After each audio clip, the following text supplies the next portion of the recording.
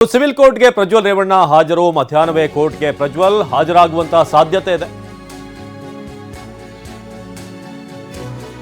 ಮಧ್ಯಾಹ್ನವೇ ಕೋರ್ಟ್ಗೆ ಪ್ರಜ್ವಲ್ ಹಾಜರು ಸಾಧ್ಯತೆ. ಎಸ್ಐಟಿ ಅಧಿಕಾರಿಗಳು ಕೋರ್ಟ್ಗೆ ಕರೆದೊಯ್ಯುವಂತಹ ಒಂದು ನಿರೀಕ್ಷೆ ಇದೆ.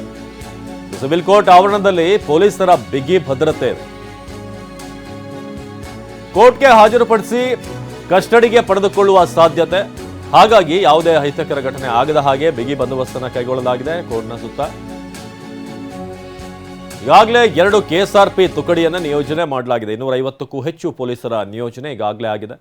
ಸೊ ಒಂದು ಕಡೆ ಬೌರಿಂಗ್ ಆಸ್ಪತ್ರೆ, ಇನ್ನೊಂದು ಕಡೆ ಸಿಟಿ ಸಿವಿಲ್ ಕೋರ್ಟ್ ಏನಿದೆ ಅಲ್ಲಿ ಹೆಚ್ಚಿನ ಭದ್ರತೆಯನ್ನು ಕಲ್ಪಿಸಲಾಗಿದೆ. ಯಾಕಂದರೆ ಮೆಡಿಕಲ್ ಚೆಕಪ್ನ ನಂತರ ಸೊ ಇಲ್ಲಿಗೆ ಕೋರ್ಟ್ಗೆ ಕರೆದೊಯ್ಯಲಾಗುತ್ತೆ. ಮಧ್ಯಾಹ್ನವೇ ಕೋರ್ಟ್ಗೆ ಹೆಚ್ಚಿನ ಭದ್ರತೆ ಈಗಾಗಲೇ ಒದಗಿಸಲಾಗಿದೆ. ನಮ್ಮ ಪ್ರತಿನಿಧಿ ಜಗ್ಗಿನ್ ಈ ಬಗ್ಗೆ ಒಂದು ಪ್ರತ್ಯಕ್ಷ ವರದಿ ಕೊಟ್ಟಿದ್ದಾರೆ, ಬನ್ನಿ ನೋಡೋಣ. ಪೆನ್ಡ್ರೈವ್ ಪ್ರಕರಣದಲ್ಲಿ ಹೊಳೆನರಸೀಪುರ ಠಾಣೆಯಲ್ಲಿ ದಾಖಲಾಗಿರುವಂತಹ ಕೇಸ್ಗೆ ಸಂಬಂಧಪಟ್ಟಂತೆ ಪ್ರಜ್ವಲ್ ರೇವಣ್ಣ ಅವರನ್ನು ನಿನ್ನೆ ರಾತ್ರಿ SIT ಬಂಧಿಸಿರ್ತಕ್ಕಂಥದ್ದು. ಸೊ ಇದರ ಬೆನ್ನಲ್ಲೇ ಏನಂತಂದರೆ ಇವತ್ತು ಅವರನ್ನು SIT ಕಚೇರಿಯಿಂದ ಬೌರಿಂಗ್ ಹಾಸ್ಪಿಟ್ಲಿಗೆ ಮೆಡಿಕಲ್ ಟೆಸ್ಟ್ಗೆ ಕರೆದುಕೊಂಡು ಹೋಗುವಂಥದ್ದು. ಅದಾದ ನಂತರ ಇಲ್ಲಿ ಕೋರ್ಟ್ಗೆ ಕರೆದುಕೊಂಡು ಬರುವಂತಹ ಹಿನ್ನೆಲೆಯಲ್ಲಿ ಇಲ್ಲಿ ಸಂಪೂರ್ಣವಾಗಿ ಕಾಕಿ ಬಿಗಿ ಭದ್ರತೆ ಇರತಕ್ಕಂಥದ್ದು. ಯಾವ ರೀತಿ ಪೊಲೀಸ್ ಬಿಗಿ ಬಂದೋಬಸ್ತ್ ಇರುವಂಥದ್ದು ಅನ್ನೋದನ್ನು ನೋಡ್ತಾ ಇರ್ಬೋದು. ಅಂದರೆ ಯಾವುದೇ ರೀತಿಯ ಅಹಿತಕರ ಘಟನೆಗಳು ನಡೀಬಾರ್ದು ಅನ್ನೋ ನಿಟ್ಟಿನಲ್ಲಿ ಸಾಕಷ್ಟು ಸಂಖ್ಯೆಯ ಪೊಲೀಸರ ನಿಯೋಜನೆ ಆಗಿರ್ತಕ್ಕಂಥದ್ದು. ಅಂದರೆ ಈಗ SIT ಕಚೇರಿಯಿಂದ ಏನು ಮೆಡಿಕಲ್ ಟೆಸ್ಟ್ ಆದ ನಂತರ ಇಲ್ಲಿಗೆ ಅವ್ರನ್ನ ಪ್ರಜ್ವಲ್ ರೇವಣ್ಣ ಅವ್ರನ್ನ ಕರೆದುಕೊಂಡು ಬರುವಂತಹ ಹಿನ್ನೆಲೆಯಲ್ಲಿ ಇಲ್ಲಿ ಸಂಪೂರ್ಣವಾಗಿ ಬಿಗಿ ಭದ್ರತೆ ಇರತಕ್ಕಂಥದ್ದು. ಜನಪ್ರತಿನಿಧಿಗಳ ವಿಶೇಷ ನ್ಯಾಯಾಲಯದ ಮುಂಭಾಗದಲ್ಲಿ ಅಂದರೆ ಇಲ್ಲಿ ಹೊರಭಾಗದಲ್ಲಿ ಕಂಡು ಬರ್ತಾ ಇರತಕ್ಕಂಥ ದೃಶ್ಯಾವಳಿ ಇದು. ಅದರ ಬೆನ್ನಲ್ಲೇ ಏನಂತಂದರೆ ಜೊತೆಗೆ ಇಲ್ಲಿ ಸಂಚಾರಿ ಪೊಲೀಸರನ್ನು ಕೂಡ ನಿಯೋಜನೆ ಮಾಡಿರ್ತಕ್ಕಂಥದ್ದು. ಅಂದರೆ ಇಲ್ಲಿ ಸಂಪೂರ್ಣವಾಗಿ ಬ್ಯಾರಿಕೇಡ್ಗಳನ್ನು ಹಾಕಿ ಸಿದ್ಧತೆ ಮಾಡ್ತಾ ಇರುವಂಥದ್ದು.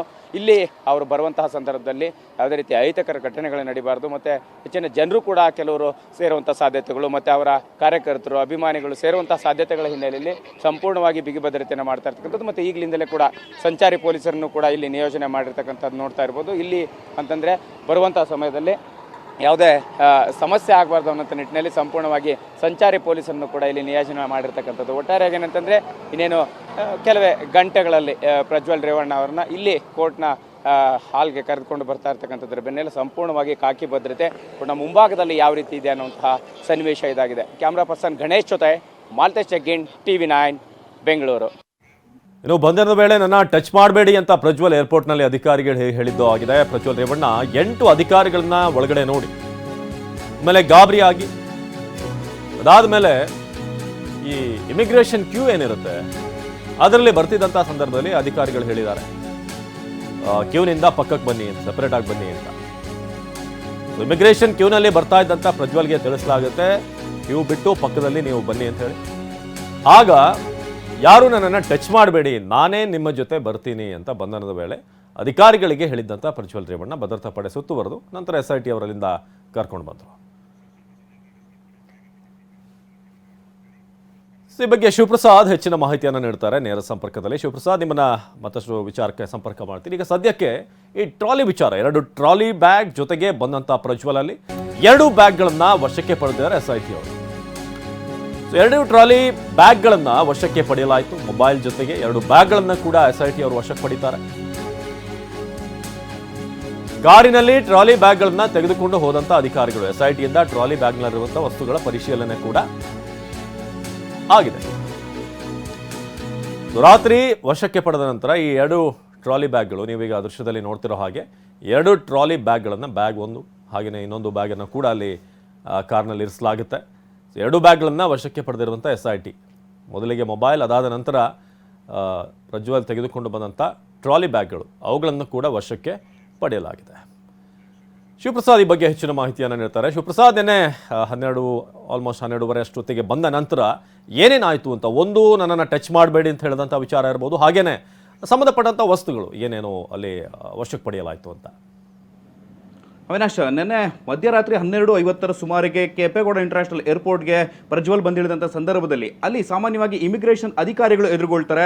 ಮೊದಲನೇದಾಗಿ ಇಮಿಗ್ರೇಷನ್ ಅಧಿಕಾರಿಗಳ ಬೆನ್ನಲ್ಲೇ 8 ಜನ SIT ಅಧಿಕಾರಿಗಳು ಕೂಡ ಪ್ರಜ್ವಲ್ ರೇವಣ್ಣರನ್ನ ಕರೆತರಲು ಆ ಒಂದು ಇಮಿಗ್ರೇಷನ್ ಒಳಭಾಗಕ್ಕೆ ತೆರಳಿರ್ತಾರೆ. ಇದೇ ಸಂದರ್ಭದಲ್ಲಿ ಇಮಿಗ್ರೇಷನ್ ಕ್ಯೂನಲ್ಲಿದ್ದಂತಹ ಪ್ರಜ್ವಲ್ ರೇವಣ್ಣರವರನ್ನ ಪಕ್ಕಕ್ಕೆ ಬರುವಂಥ SIT ಅಧಿಕಾರಿಗಳು ಸೂಚನೆ ನೀಡಿದಂಥ ಸಂದರ್ಭದಲ್ಲಿ ನನ್ನನ್ನು ಟಚ್ ಮಾಡಬೇಡಿ ಅಂತ ಹೇಳಿ ಪ್ರಜ್ವಲ್ ರೇವಣ್ಣ ಅಧಿಕಾರಿಗಳಿಗೆ ಹೇಳಿರ್ತಕ್ಕಂಥದ್ದು. ತದನಂತರದಲ್ಲಿ ಆ ಬಳಿಕ ಅಲೆದಂಥ ಇಮಿಗ್ರೇಷನ್ ಅಧಿಕಾರಿಗಳು ವಿಚಾರವನ್ನು ತಿಳಿಸ್ತಾರೆ. ತದನಂತರದಲ್ಲಿ SIT ಅಧಿಕಾರಿಗಳು ಅಲ್ಲೇ ಇದ್ದಂಥ ಸಂದರ್ಭದಲ್ಲಿ ಪಕ್ಕಕ್ಕೆ ಕರೆಯುವಂಥ ಪ್ರಯತ್ನವನ್ನ ಮಾಡಿದಂಥ ಸಂದರ್ಭದಲ್ಲಿ ಪ್ರಜ್ವಲ್ ರೇವಣ್ಣ ನನ್ನನ್ನು ಟಚ್ ಮಾಡಬೇಡಿ, ನಾನೇ ನಿಮ್ಮೊಂದಿಗೆ ಬರ್ತೇನೆ ಅಂತ ಹೇಳಿರ್ತಕ್ಕಂಥದ್ದು. ಅಷ್ಟೇ ಅಲ್ಲದೆ ಇಮಿಗ್ರೇಷನ್ ಅಧಿಕಾರಿಗಳು ಪರಿಶೀಲನೆ ನಡೆಸಿದ ಸಂದರ್ಭದಲ್ಲಿ ಇಮಿಗ್ರೇಷನ್ ಕ್ಯೂನಲ್ಲಿ ನಿಂತಿರ್ತಾರೆ. ತದನಂತರದಲ್ಲಿ ಪಕ್ಕಕ್ಕೆ ಕರೆಸಿ ಅವರ ಒಂದು ದಾಖಲೆಗಳನ್ನು ಪರಿಶೀಲನೆ ಮಾಡುವಂಥ ಕೆಲಸವನ್ನು ಕೂಡ ಇಮಿಗ್ರೇಷನ್ ಅಧಿಕಾರಿಗಳು ಮಾಡ್ತಾರೆ.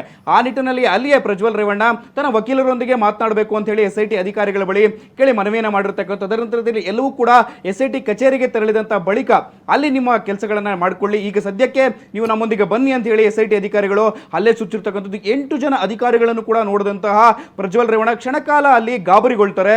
8 ಜನ ಅಧಿಕಾರಿಗಳು ಕೂಡ ಸುತ್ತುವರೆದ ಸಂದರ್ಭದಲ್ಲಿ ಅವರ ಹಿಂಭಾಗದಲ್ಲಿಯೇ ಸಾಮಾನ್ಯವಾಗಿ CISF ಸಿಬ್ಬಂದಿ ಕೂಡ ಭದ್ರತಾ ಪಡೆಯೂ ಕೂಡ ಅಲ್ಲೇ ಮೊಕ್ಕಾಮನ ಹೂಡಿರುತ್ತೆ.